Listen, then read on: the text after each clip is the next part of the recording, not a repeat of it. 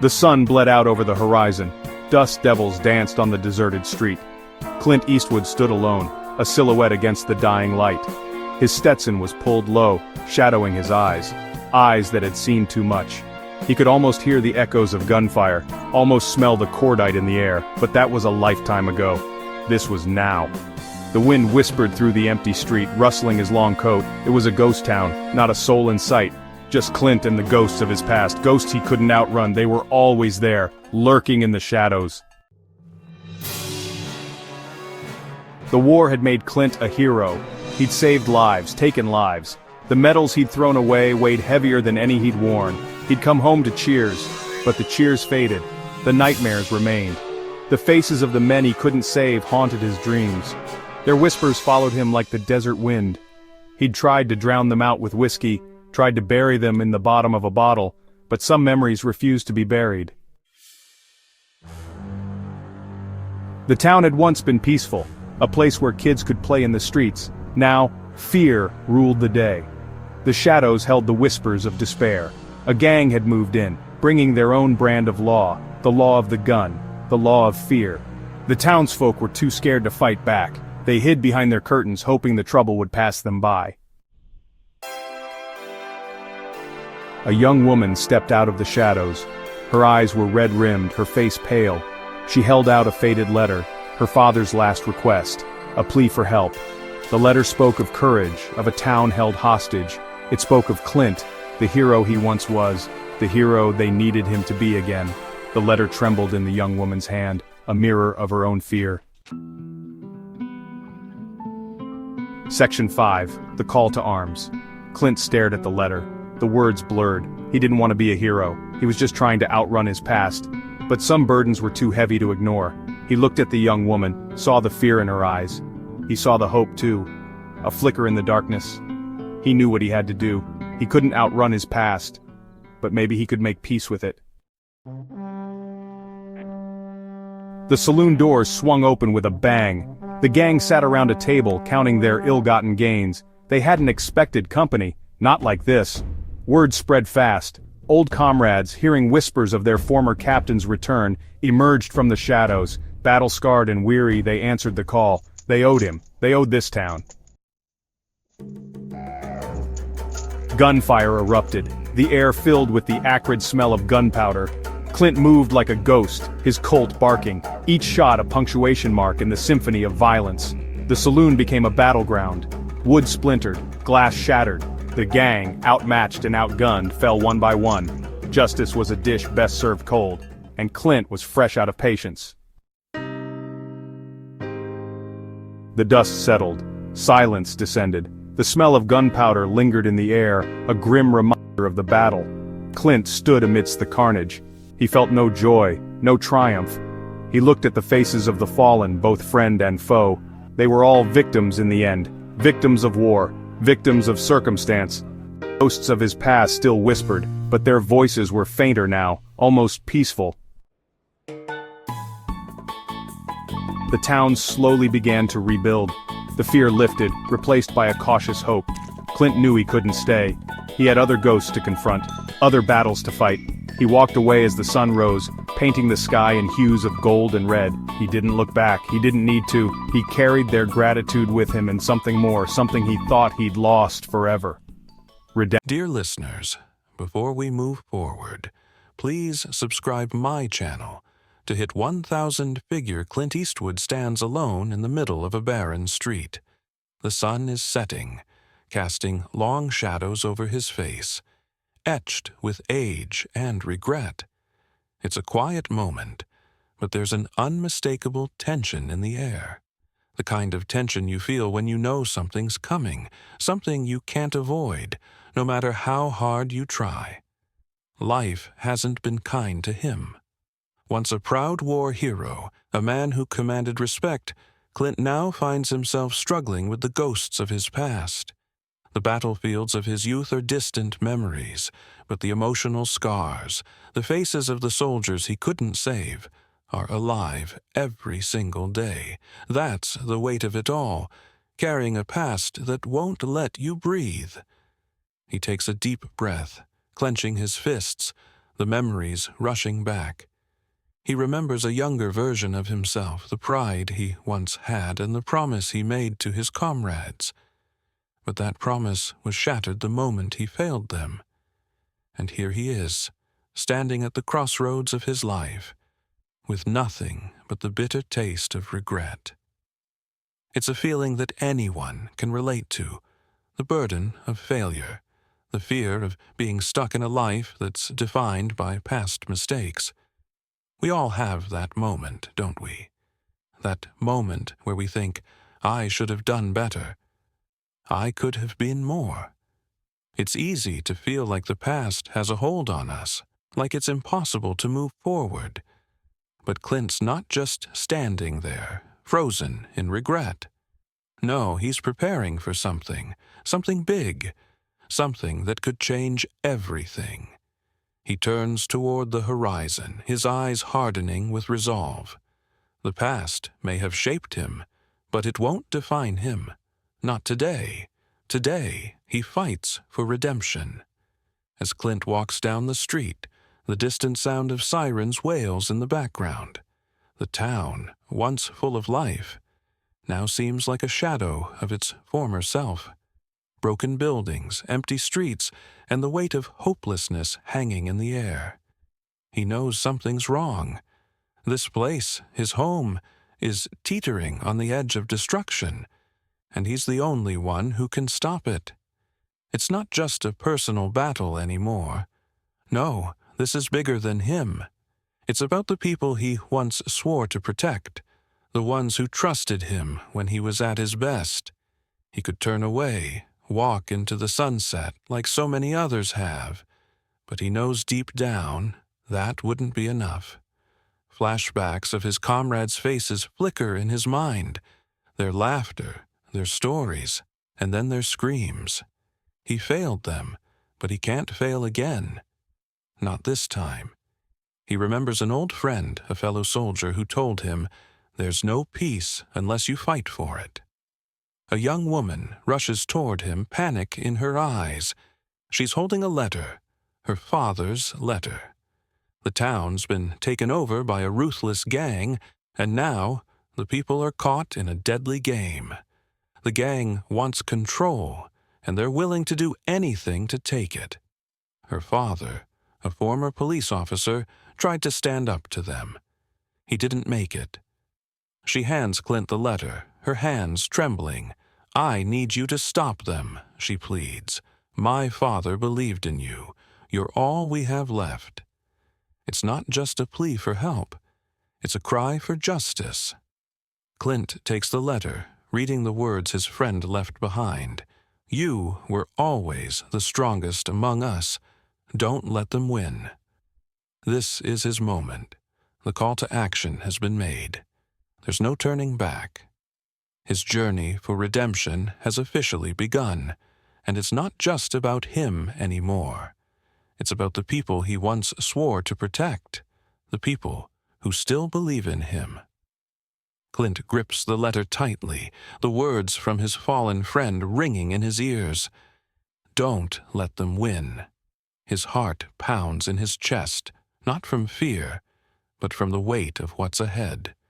The sun is almost gone now, the last light disappearing behind the mountains as the shadows grow longer. The town is quiet, eerily quiet. It's as if everyone is waiting for something to happen, for a hero to rise. He knows the odds are stacked against him. The gang that's taken over isn't just a group of thugs. They're well-organized, ruthless, and they've been terrorizing the town for months. But Clint isn't thinking about the odds. He's thinking about what it would mean to fail again, to let these people down, just like he did before. That's the last thing he can allow. Clint steps into the darkness, his boots crunching on the gravel as he moves toward the heart of the town, the place where the gang holds its ground. With every step, his mind flashes back to his time in the military, the dangerous missions, the narrow escapes. He wasn't always the guy who made the right decisions, But there were moments when he stood tall and fought back against impossible odds. This feels the same, like one of those impossible moments. The only difference? Now, he's not fighting for medals or glory. He's fighting for something far more important: redemption. And maybe, just maybe, peace for the people he failed to protect all those years ago. As Clint approaches the old police station, now the gang's headquarters, he sees a group of their men outside, leaning against the broken-down fence, laughing and drinking. He's outnumbered, outgunned, but he's not scared. He has nothing left to lose. He walks straight up to them, his face a mask of cold determination. One of the gang members looks up, spotting him. "What's this?" the thug sneers. "The old man back from the dead?" Clint doesn't answer. He doesn't have to. His fists are all the answer they'll need. Before the thug can react, Clint lunges, taking down the closest man with one swift move. He's fast, despite his age, the years of training kicking in like they never left.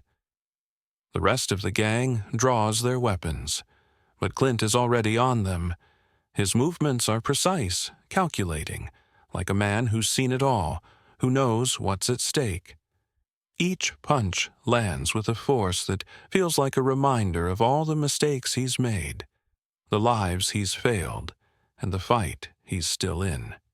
The gang members drop one by one, and as the last thug falls, Clint stands in the silence of the aftermath. His breath is heavy, but his resolve is stronger than ever. He's not just fighting for the town now, he's fighting for himself.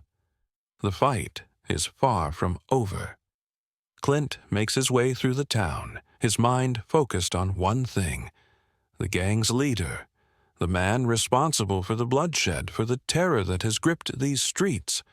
Word is, he's holed up in an old warehouse on the edge of town, heavily guarded. But Clint doesn't care about the odds. All he cares about is finishing what he started, stopping this madness once and for all. As he moves through the darkened streets, memories flood back, memories of his time in battle, of the decisions that haunted him, and of the faces of the men he couldn't save. They're the reason he's still going, the reason he has to keep fighting. Every step he takes now is a step toward redemption. Reaching the warehouse, Clint pauses for a moment, the weight of what he's about to do sinking in. The fear, the doubt, it's all there, but so is the resolve. There's no turning back. He takes a deep breath, steadies himself, and steps inside. The air is thick with tension, the smell of oil and rust filling his lungs. Clint's eyes scan the room, moving carefully through the shadows. He spots them, 2 of the gang members guarding the door to the back office. They're armed, but Clint knows he's faster. He moves silently, like a predator, taking them out one by one before they even know what's happening. His training kicks in. This is the part he's done 1,000 times before. But as he opens the door to the leader's office, he's hit with a wave of something unexpected: guilt. It's the leader, the man Clint failed to stop years ago. The man who once fought beside him, a comrade he trusted, now a ruthless criminal. His former friend stands before him, smirking as if nothing's changed. "Clint," the leader says, his voice cold, mocking. "I wondered when you'd show up. You always were the hero, weren't you? Always trying to save everyone. But look where it got you. You're just like the rest of us. Broken." Clint's heart clenches. This man, this monster, was once his brother in arms, and now they're enemies, standing on opposite sides of everything they once believed in. It hits him. There's no saving this man. He's too far gone. "I'm not here to save you," Clint replies, his voice steady. "I'm here to end this." The final confrontation is swift. The sound of gunfire echoes through the warehouse, but Clint moves like a man with purpose, with a cause. The two of them clash, fists flying, bodies colliding with the force of their shared history. It's not just a fight, it's a reckoning. The past, the guilt, the regret, all of it comes crashing down in this one moment. But in the end, Clint prevails. He stands over his former friend, chest heaving, bloodied but unbroken. He's won, but the victory feels hollow. There's no satisfaction in taking a life, even one as lost as this man's. Clint stares down at him, the weight of his choices pressing down harder than ever. This wasn't about killing. It was never about that. It was about putting an end to a cycle, about breaking free from the mistakes of the past. Clint realizes that, in this moment, he's not just fighting for the town. He's fighting for his own redemption. The warehouse is quiet now, the echoes of the final battle fading into the night. Clint stands alone, his back against the wall, his breath still ragged from the fight. He looks around at the wreckage, at the faces of the fallen, and something inside him stirs, a mix of sorrow and relief.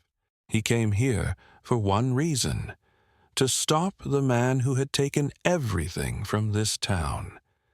But what he didn't expect was how much it would remind him of his own brokenness. He looks at the blood on his hands, not just from the fight, but from all the years of failure, all the people he couldn't save. But this is different. He hasn't saved the town. Not completely, but he's done something that feels right, something that feels like he's made up for a piece of his past. Maybe redemption isn't about erasing your mistakes. Maybe it's about learning from them, standing up, fighting for what's right when the world says you should give up. Clint wasn't sure if he could ever redeem himself, but tonight he feels like he took a step toward that. As the first light of dawn breaks through the cracked windows of the warehouse, Clint hears the distant sound of sirens. He knows the town will be safe again, at least for now. People will rebuild, but there's still a long road ahead. He can't change everything, but he can keep moving forward. That's all any of us can do. Clint takes one last look around, his heart heavy, but his spirit stronger. He's been on the edge so many times before, but tonight something is different. Maybe it's not about being perfect. Maybe it's about fighting for peace, for the people we love, and for ourselves. And just as he's about to leave, a voice calls from behind him. It's the young woman he met earlier, the one who gave him her father's letter. She's standing in the doorway, looking at him with a mix of gratitude and something else. Hope. "Thank you," she says, her voice trembling. "You did it. You saved us." Clint nods silently. "I didn't save anyone. I just made sure it didn't get worse."